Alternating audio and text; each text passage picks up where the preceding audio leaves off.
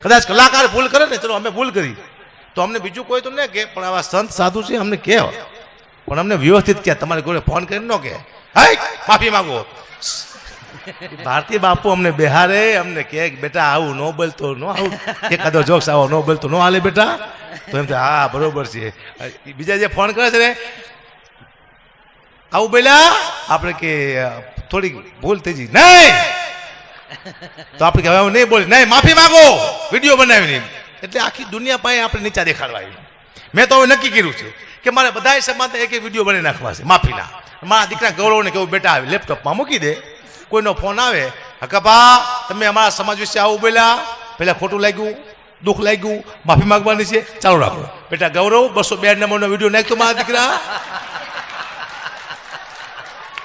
પપ્પા 204 નંબર એ તારા બાપ બીજા સંબંધો છે, તું 202 નંબર નું નાખ ચાલુ માં ખાચ દે. આયો જોયું રાજી ખુશ જય માતાજી. મને સાલી એ ખબર ન પડતી કે કલાકારને નીચે પાડીને શું મજા આવે છે. સાહેબ જ્યારે તમે કોઈ કલાકાર નીચે પાડો ત્યારે તમે યાદ રાખજો આ પગથિયા ચડતા કલાકારે કેટલા કષ્ટ વેઠા છે, કેટલી દુઃખ વેઠા છે. એમ કલાકાર ઉપર નથી આવ્યો.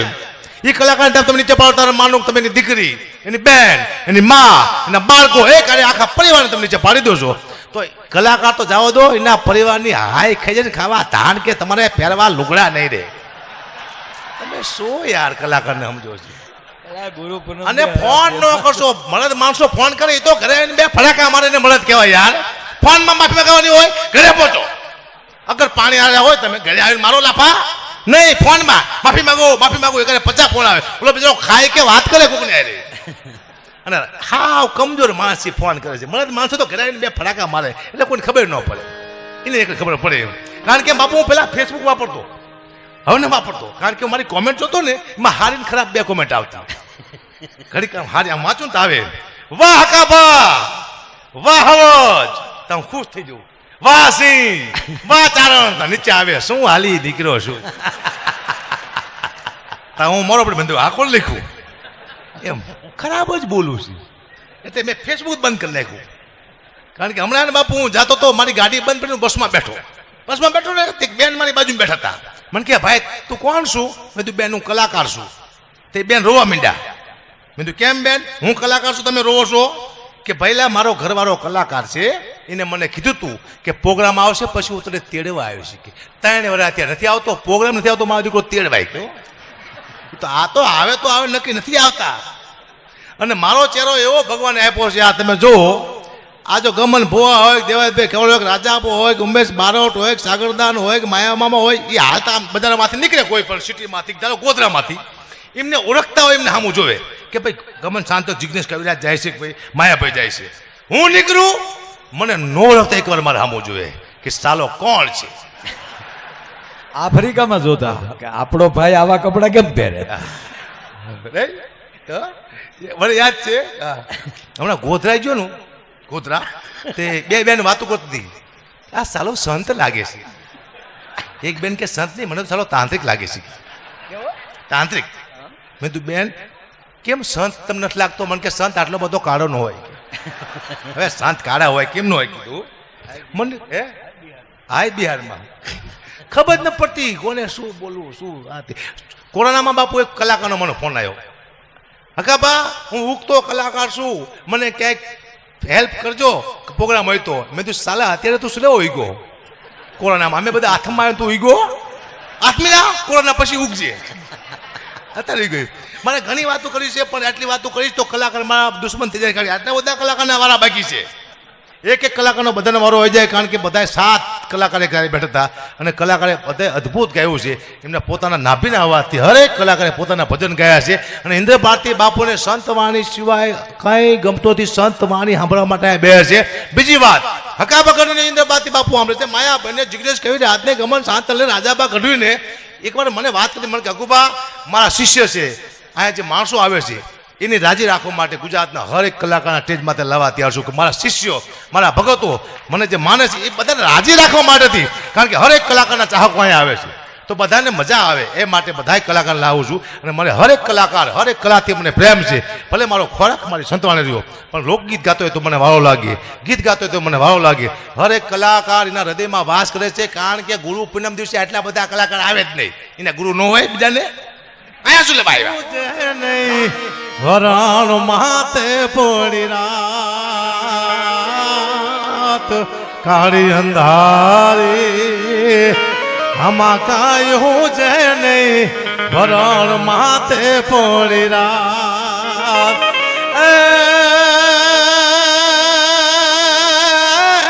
જાગતી જો તું તેદી મોટણાતી બે તું આયુગી પર બાત એલા કર લો બળિયારી અને ભજા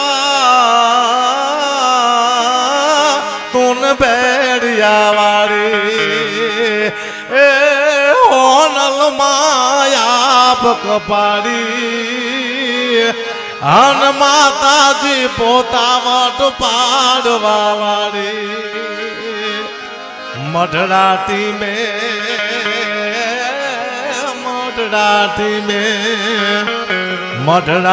મેં નોતરા માડી તેથી ચારણ શાક પ્રસાદ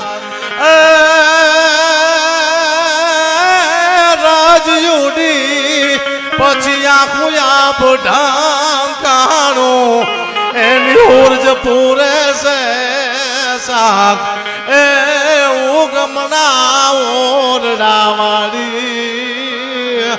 અને ભજા તું બેડિયા વાળી એ હોનલ માયા કપાડી હિ માતાજી પોતા વટ પાડવા વાળી. કારણ કે હમણાં બાપુ હું જાતો તો મારી ગાડી બંધ કરીને બસમાં બેઠો ને તે બેન મારી બાજુમાં બેઠા હતા. મને કે ભાઈ તું કોણ છું? મેં તું બેન હું કલાકાર છું. તે બેન રોવા માંડ્યા. મેં તું કેમ બેન? હું કલાકાર છું તમે રોવો છો? કે ભાઈલા મારો ઘરવાળો કલાકાર છે એને મને કીધું તું કે પ્રોગ્રામ આવશે પછી હું તને તેડવા આવ્યો છે કે 3 વર્ષ અત્યારે નથી આવતો પ્રોગ્રામ નથી આવતો મારો દીકરો તેડવાય ગયો તો આ તો આવે નક્કી નથી આવતા. અને મારો ચહેરો એવો ભગવાને આપ્યો છે આ તમે જુઓ. આ જો ગમન ભુવા હોય દેવાયતભાઈ કેવળ હોય રાજાપો હોય ઉમેશ બારોટ હોય સાગરદાન હોય કે માયા મામા હોય એ હાલતા બજારમાંથી નીકળે કોઈ પણ સિટીમાંથી ધારો ગોધરામાંથી એમને ઓળખતા હોય એમને સામું જોવે કે ભાઈ ગમન શાંત જિગ્નેશ કવિરાજ જાય છે કે ભાઈ માયાભાઈ જાય છે.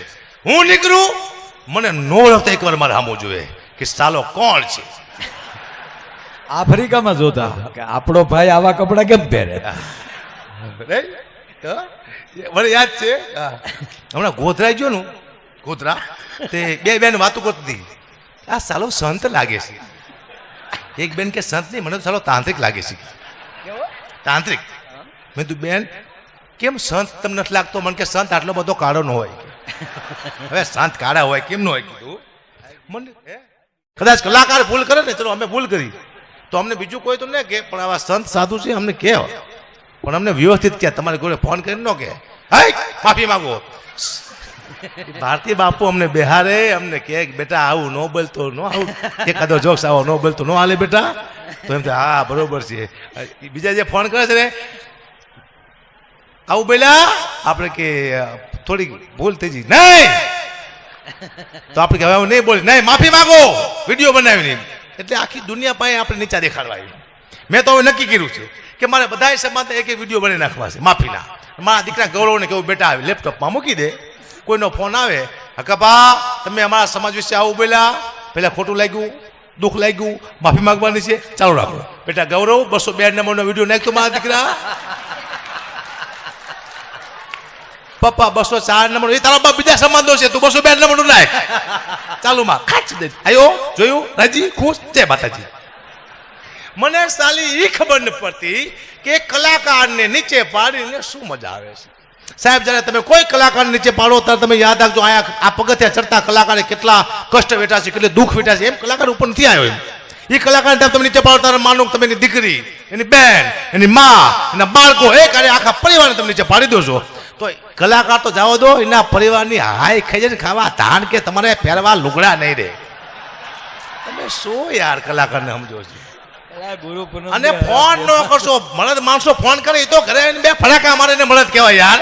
ફોનમાં માફી માંગવાની હોય ઘરે પહોંચો અગર પાણી આવ્યા હોય તમે ઘરે આવીને મારો લાફા નહીં ફોનમાં માફી માંગો એ 50 ફોન આવે. ઓલો બીજો ખાય કે વાત કરે કોકને અરે અને હાવ કમજોર માણસ ફોન કરે છે. મને માણસો તો ઘરે આવીને 2 ફટાકા મારે એટલે કોઈને ખબર ન પડે.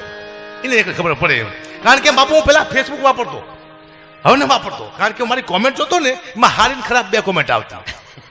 ઘડી કામ હારી આમ વાંચું તો આવે વાહ કાબા વાહ હવજ તો હું ખુશ થઈ જઉં.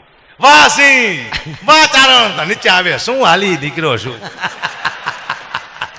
હું મારો પણ બંધ આખો લખું એમ ખરાબ જ બોલું છું. એટલે મેં ફેસબુક બંધ કરી નાખ્યું. કારણ કે હમણાં બાપુ હું જાતો તો મારી ગાડી બંધ કરીને બસમાં બેઠો ને તે બેન મારી બાજુમાં બેઠા હતા. મને કે ભાઈ તું કોણ છું? મેં તું બેન હું કલાકાર છું. તે બેન રોવા માંડ્યા. મેં તું કેમ બેન હું કલાકાર છું તમે રોવો છો? કે પહેલા મારો ઘરવાળો કલાકાર છે એને મને કીધું તું કે પ્રોગ્રામ આવશે પછી હું તને તેડવા આવ્યો છે. કે 3 વર્ષ અત્યારે નથી આવતો પ્રોગ્રામ નથી આવતો મારો દીકરો તેડવાય ગયો. તો આ તો આવે નક્કી નથી આવતા. અને મારો ચહેરો એવો ભગવાને આપ્યો છે. આ તમે જુઓ આ જો ગમન ભુવા હોય દેવાયભાઈ કેવળ હોય રાજાપો હોય ઉમેશ બારોટ હોય સાગરદાન હોય કે માયા મામા હોય એ હાલતા બજારમાંથી નીકળે કોઈ પણ સિટીમાંથી ધારો ગોધરામાંથી એમને ઓળખતા હોય એમને સામું જોવે કે ભાઈ ગમન શાંત જિગ્નેશ કવિરાજ જાય છે કે ભાઈ માયાભાઈ જાય છે. હું નીકળું મને નો ઓળખતા એકવાર મારે સામું જોવે કે સાલો કોણ છે. આફ્રિકામાં જોતા કે આપણો ભાઈ આવા કપડા કેમ પહેરે. મને યાદ છે હમણાં ગોધરા ગયો ને ગોધરા તે 2 બેન વાતો કરતી હતી. આ સાલો સંત લાગે છે. એક બેન કે સંત નહીં મને તો સાલો તાંત્રિક લાગે છે. તાંત્રિક. મેં તું બેન કેમ સંત તમને નથી લાગતો? મને કે સંત આટલો બધો કાળો ન હોય.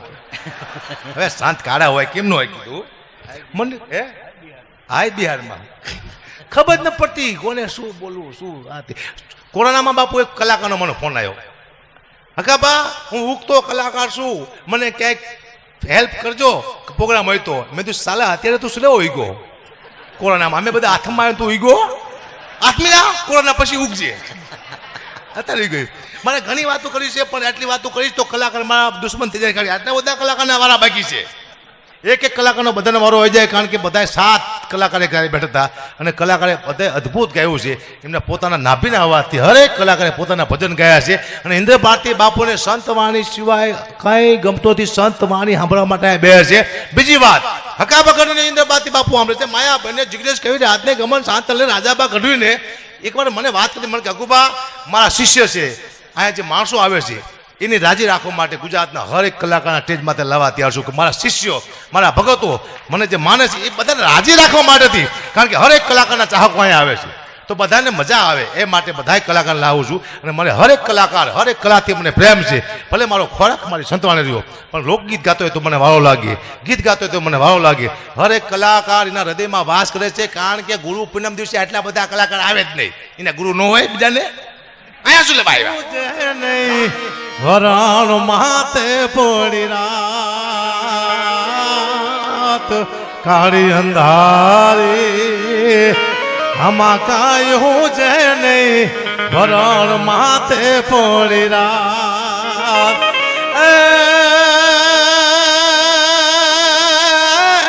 જાગતી જો તું તેથી મોટડા ટીબે તું આયુગી પર બાત એ લાખાર લો બળિયારી અને ભજા તું બેડિયા વાળી એ હોનલ માયા પકપાડી અન માતાજી પોતા વટ પાડવા વાળી મઢડાટી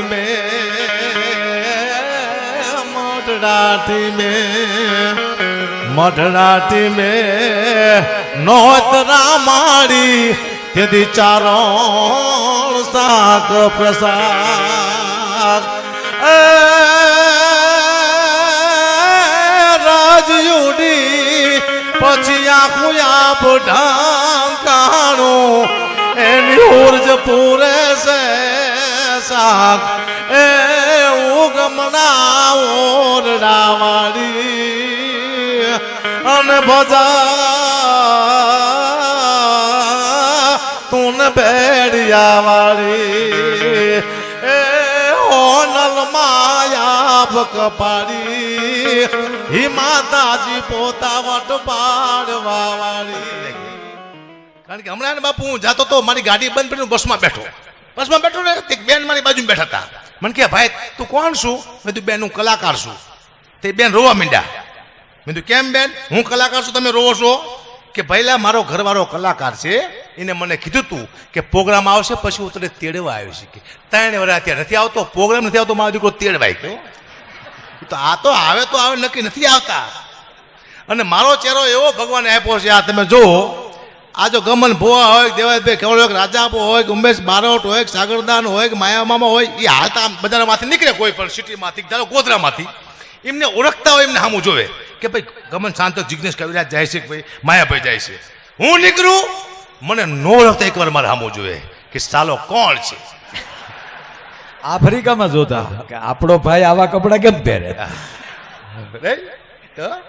મને યાદ છે હમણાં ગોધરા ગયો ને, ગોધરા તે બે બેન વાતો કરતી હતી. આ સાલો સંત લાગે છે. એક બેન કે સંત નહીં, મને તો સાલો તાંત્રિક લાગે છે. તાંત્રિક. મેં તું બેન કેમ સંત તમને નથી લાગતો? મને કે સંત આટલો બધો કાળો ન હોય. હવે સંત કાળા હોય કેમ ન હોય કીધું મને.